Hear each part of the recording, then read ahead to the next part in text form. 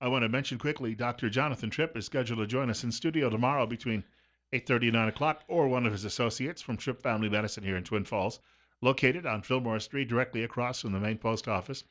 Dr. Tripp and his staff are still looking for new patients.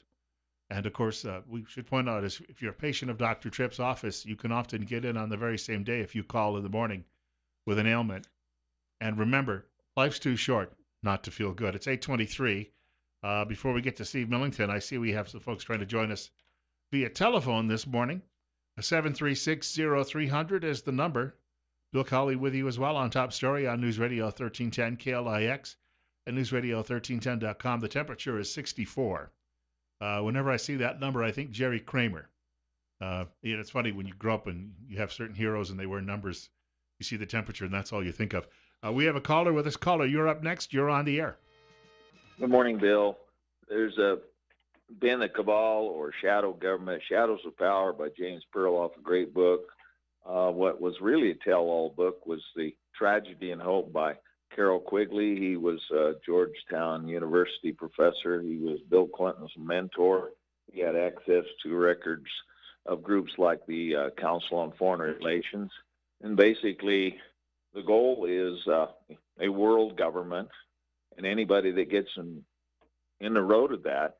And Trump has definitely been doing that. He's just been like a bulldozer, the Trans-Pacific Partnership, getting out of the climate accord, which of course is a big number one item for Agenda 21, and putting in a Supreme Court justice that is probably a constitutionalist, we hope, and other things. And the EPA director now bringing some sanity to that out of control organization. So he is definitely a big roadblock, and they're going to do anything they can to stop him because he's really messing up their plans to put us all into a plantation, a slave plantation with a few elitists in control. And so they've got their minions out there, Bill, the George Stephanopoulos and all these media, CNN, and especially the New York Times, the Washington Post, so forth, being the lead cheerleaders for this New World Order.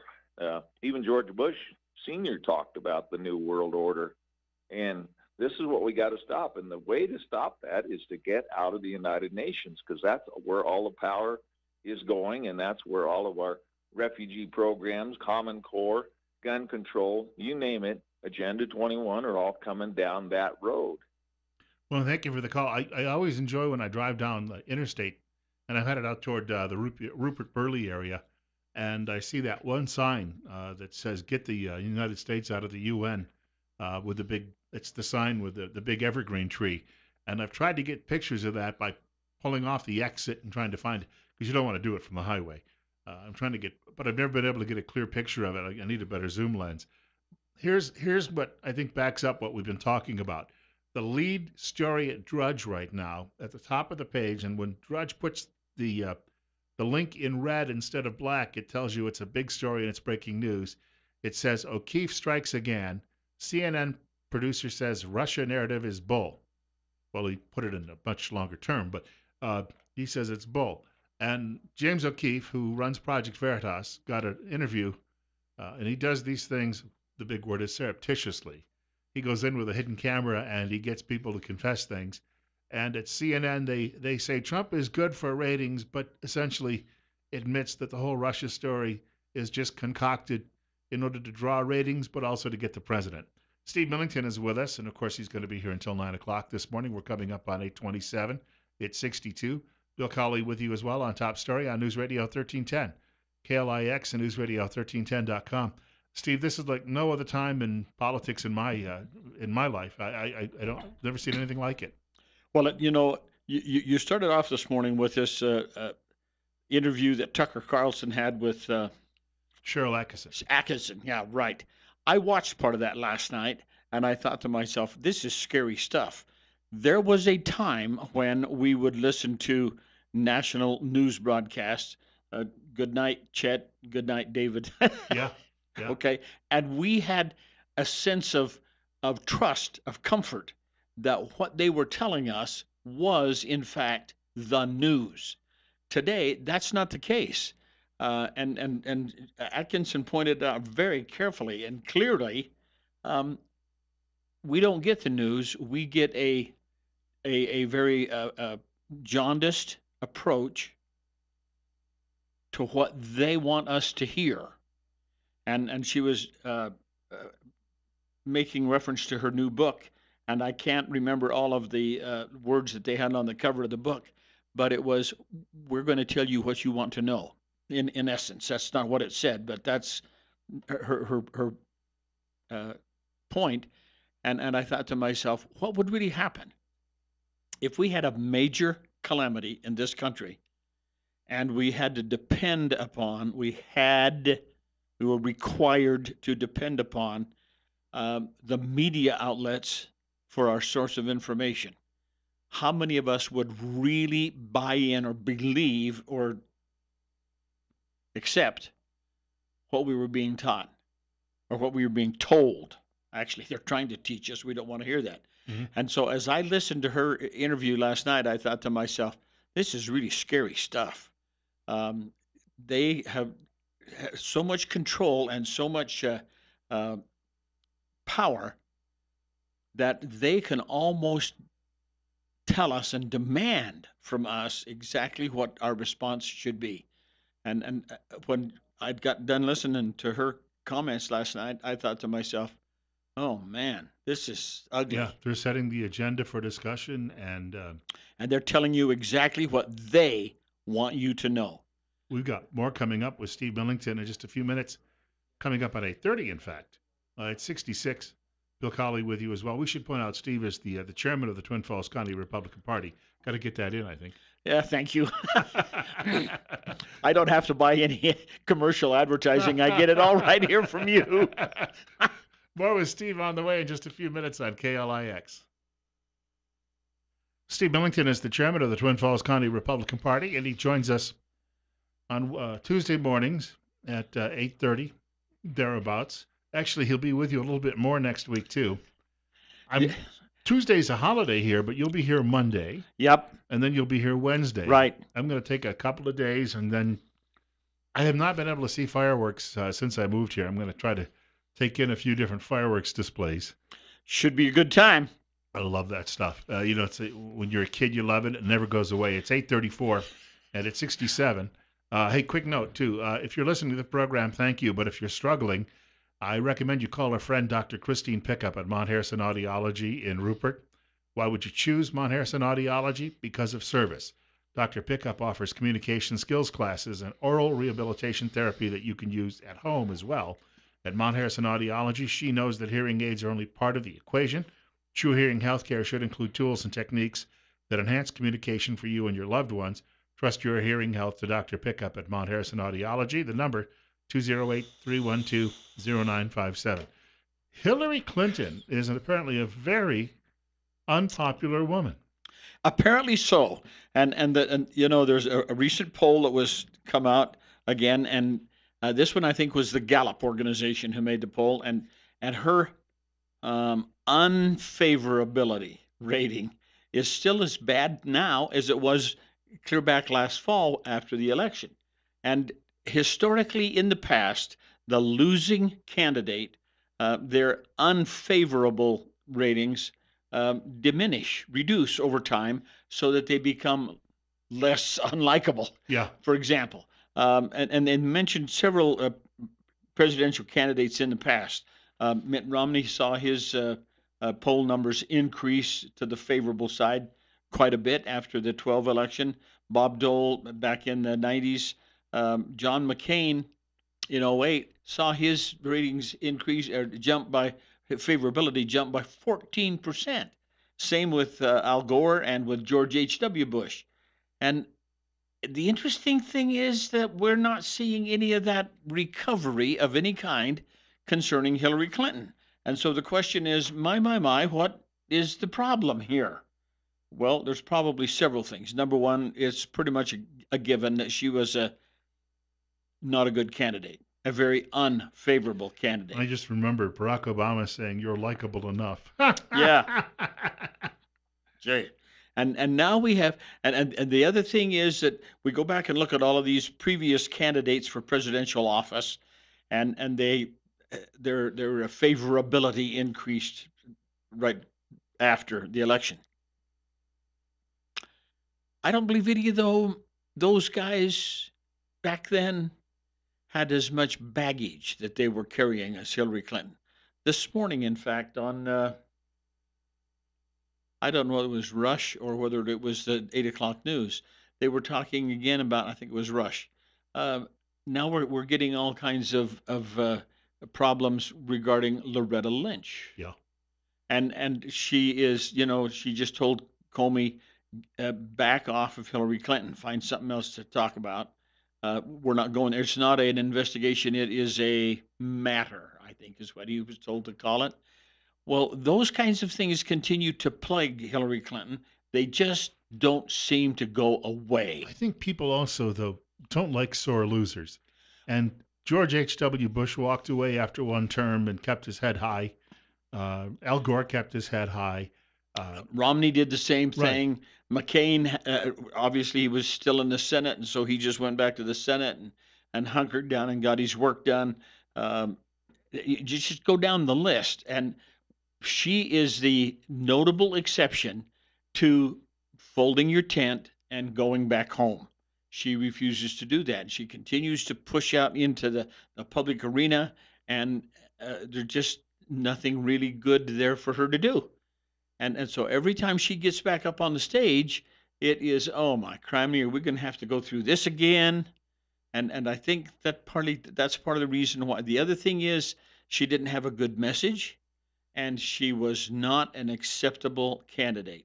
And people look at that and they say to themselves, "Oh my criminy, how could we have been Even drugged into this?" Democrats, though, are saying she needs to just get Shut off the up. stage. Yeah, go away. Yeah, just sit down and shut up. It's over. Take Pelosi with you and. Actually, I have a differing opinion on that point. I think we need to keep Pelosi and Chuck Schumer forever. Did you hear the comment? It really upset the Democrats. Ted Cruz said the same thing the other Yeah. day. Every time I see a picture of Ted Cruz, I should point this out. He's always got a cup of coffee in his hand. Seems wherever he's going, he's always got. This guy is obviously fueled on some caffeine. Our next Supreme Court justice is quite the coffee lover. Oh, I didn't, I guess I have not looked at the pictures as carefully as I should have, but I think you're right. When my daughter was little, she used to draw pictures of the two of us, and it struck me that she would always draw a picture of me holding a coffee cup Uh with steam coming out of it, which was an indication I was drinking way too much of it at the time. We have a break. Steve oh. Millington is in studio with us. He's going to talk about a redistricting proposal, but it comes from not necessarily anyone in politics, but it comes from media who think, of course, they run not only the country but the state. That's on the way in a few minutes. Steve is the chairman of the Twin Falls County Republican Party. It's 64. Bill Colley with you as well on Top Story on News Radio 1310, KLIX, and newsradio1310.com. Steve Millington in the studio with us until 9 o'clock this morning. It's 8:42. Bill Colley as well on Top Story. We're at 67. And you're listening to News Radio 1310, KLIX, newsradio1310.com. Telephone number 736-0300. Some people believe that Idaho is, well, if you're a Democrat, you just can't fathom that the number of elected officials in the state that are Republicans was 84.5% of all elected officials are Republicans. Yeah. Democrats can't believe that Idahoans would actually be that Republican because Democrats believe that they have the self-evident truth. So they're now looking for excuses why they can't win elections, and they claim it's because the way the districts are drawn, that they were drawn on purpose to favor Republicans. Yes, that seems to be their current siren song. The reason why we do not have a larger percentage of representation is that we have been maligned by the way you redistricted the various voting precincts in the state, and therefore cast us out. But I look at that and I say where that excuse fails is on the statewide level. You don't have to worry about that. And look at the candidates they draw on the statewide level. You've got a guy who got 1/3 of the vote running for governor 4 years ago or 3 years ago, and he wants to do it again. So I guess he can go get 1/3 of the vote once more. So it doesn't hold water when you look at it in toto, if you will, of the entire state. No, it really doesn't. And when I read the article published by Associated Press, um, once again we're seeing a desire on the part of the Democrats to paint the world with an ugly brush. They find it difficult to accept that they're losing so many. At one point in this article, I think they said that there's approximately 4,700 state, House, and Assembly seats that have turned Republican. That includes Idaho, of course, but that's all states in the United States. And there's something wrong with the way we're doing this. Well, yeah, maybe, but not right. You've got the East Coast and you've got the West Coast, and that's where your strongholds of Democrats are located.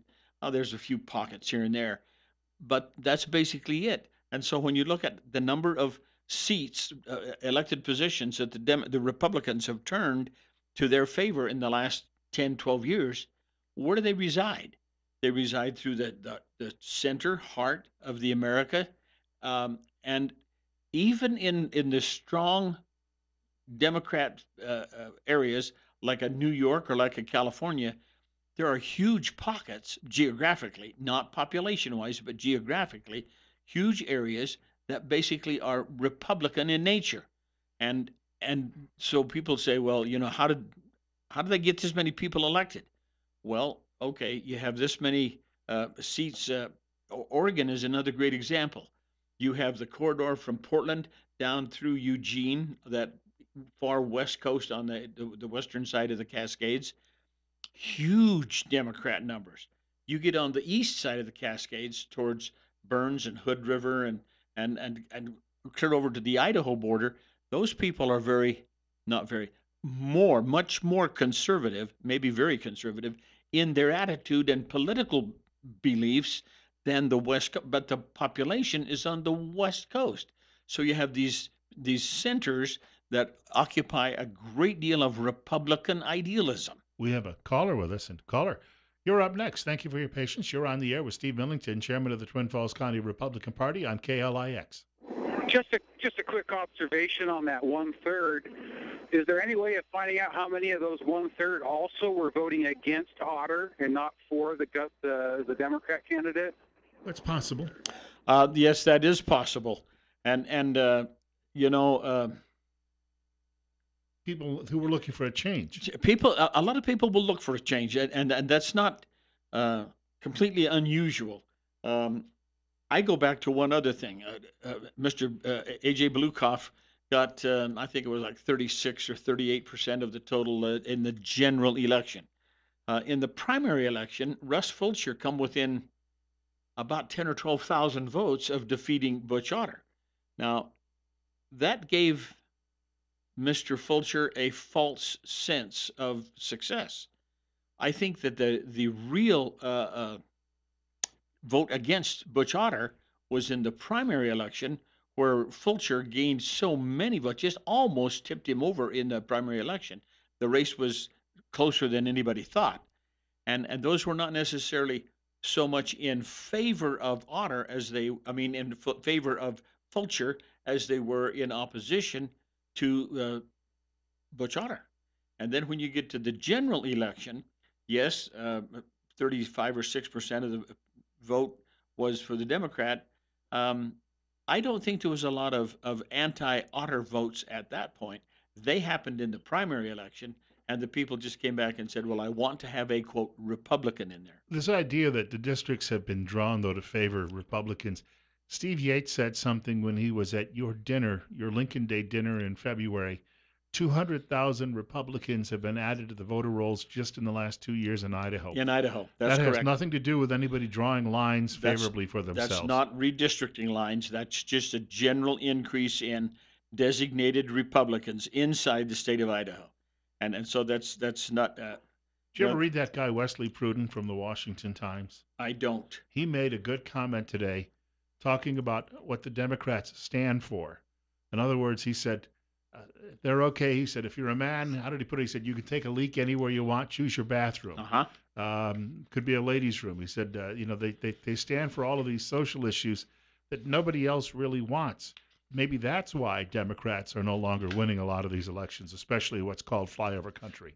Exactly, through the flyover section of the country. And one of the things that he points out in his article that we're once again the Democrats have this huge uh, population on the East Coast, and not entirely. That would be New York, Pennsylvania. Starts to break down once you get south of Yeah, Washington. once you get south of Washington, get into the Carolinas and Virginia and so forth, a lot more Republicans down there. And then you have the far West Coast, and it's pretty much the entire West Coast: Washington, Oregon, California, and Arizona sneaks in underneath that just a little bit. Well, not so much Arizona, but would you believe we skip over clear to New Mexico?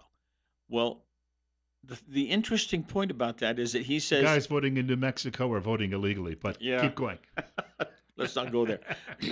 The Democrats basically don't have a plan, and the fact that they are the absence of a plan is causing a great deal of concern and question for the voters. Where are you guys going to take me? Are And you are you concerned that the Democrats that this story is just a lead up to some sort of court challenge to try to redraw the lines more favorably for their own party?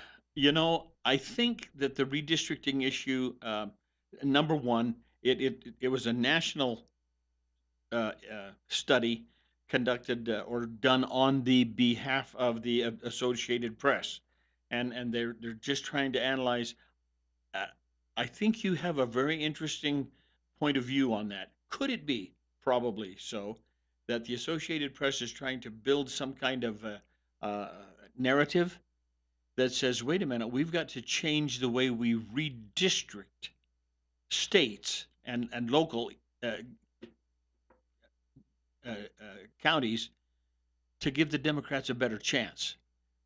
Not that people really don't want that to happen, but gee whiz, it just cannot be a good thing if one political party has that much domination.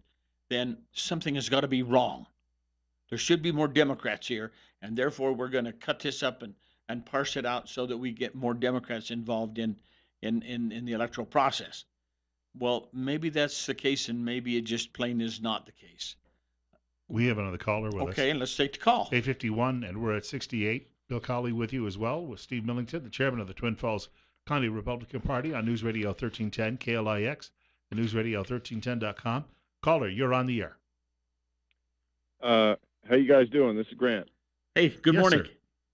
Hey, as you both know, to introduce myself, this is Grant Lobes. I'm the prosecuting attorney for Twin Falls County, and of course, Twin Falls sued last time to change the redistricting because the redistricting was done illegally.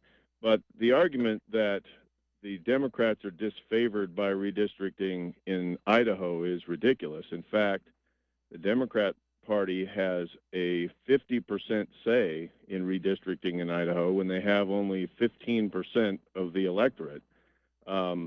By the quote that you made a minute ago, 85% of the seats in all elected offices. I stole that, by the way. I stole that quote from you. Yeah, and it's exactly right. I mean, all you have to do is get a list of all the people that are elected at the county level, at the state level, at the federal level in Idaho, and you get about 85% are Republicans. And even if you had somehow mangled the redistricting for state house and state representative people, the number of Republicans in all other elected offices is still upwards of 85%. So the redistricting doesn't have anything to do with who the county commissioner is in Cassia County and who the county commissioner is in Gooding County and Clearwater County and all those places. So there's no prejudice built in there for redistricting. It has to do with counties. Counties vote and counties elect commissioners and sheriffs and prosecutors. So it doesn't make any sense in Idaho. If the story is talking about the rest of the country, I don't know. But Idaho has set up a system where no matter how few Democrats there are in the state, no matter how few Democrats there are in the state legislature, the Democrats get 50% of the people that are on the redistricting commission. And so we have, if anything, a system that is lopsided in favor of the Democrats when we get to redistricting. And it's interesting as an additional note, the redistricting commission in the state of Idaho, because it only has 6 members, requires a 2/3 vote. That means 4 versus 2 in order to get a redistricting map approved in the state of Idaho. And that's why our county prosecutor, Grant Lobes, in 2012, filed a lawsuit and said, Redistricting Commission, you have done this completely wrong. You have not followed the guidelines and the law as outlaid in the redistricting program. Right, and they essentially followed in the Democrat plan that year. That's correct. They did. And so not only did that favor the Democrats as much as is possible in Idaho, because it's hard to draw the districts in Idaho to favor the Democrat Party very much, but what they did was draw the lines to favor the Democrats, especially in the Magic Valley area, and they did so in a blatantly illegal way, which we sued, and the Supreme Court agreed with us that what they'd done was illegal, and they had to go back and do it again. But the argument that the Democrats in Idaho are disfavored by the way we do redistricting is demonstrably false. Yeah, it's bogus. Well said. And I want to thank the prosecutor for chiming in this morning as well. And thanks for listening, Grant. I appreciate that. and you know, one of the and that brings back to this point. Republicans, we have to get our message out there and get it across. Make sure that it's stated clearly and understandably. And if we do that consistently, people are going to vote Republican. And you know, we only have 35 legislative districts in the state of Idaho. By Constitution, we have 35 districts, and that has varied somewhat in previous years, but now it's set at 35. We may have to change that in the future. But one of the things we have to remember is that with that few of Democrats in the state of Idaho, you just can't carve it up and get any more Democrats elected, or at least we hope they can. Because I think they're enclaves, and they're strong in certain enclaves, certain parts of Boise. Only parts of Boise, though, not all of it. In certain parts, maybe of Lewiston or Coeur d'Alene or certain corners of Blaine County. But you'd have to almost draw a little strip a mile wide from halfway across the state to try to build a district that Democrats could consistently win in many cases. Time after time after time. I remember 35 years ago when I moved to the Pocatello, Idaho area, the Democrats had a huge contingent of elected officials from Bannock County, and they would send them to the legislature, and they had a considerable amount of power because they had this large number of Democrats from these 2 or 3 legislative districts, and over time we have seen that dissipate, and the Republicans have moved in and taken over, and now we have to the point where even Tom Castellamidis got within a handful of votes for the state Senate seat this past fall. That's exactly right. Exactly right. And in the past, that was no way would that have ever happened. Well, we're seeing a shift in Ada County and to the south and eastern portions of Ada County, where the Democrats have a huge foothold, but not so much when you head over towards the Meridian area and the Canyon County area. We have a stronghold of Democrats in Blaine County, and so that spills over into Gooding County. So they're able to have a senator and a representative in District 26 who are both Democrats, and that's, you know, I think the Associated Press, to your point, Bill, is making a case that, gee, the redistricting process is completely prejudiced to the Republican side. Therefore, we've got to throw it out and have the courts dictate fairness. We've got to wrap up. That's too bad. Steve Milligan in the studio with us. Remember, Steve is back here next Monday and Wednesday. We should have a good time. News is next at 9 o'clock.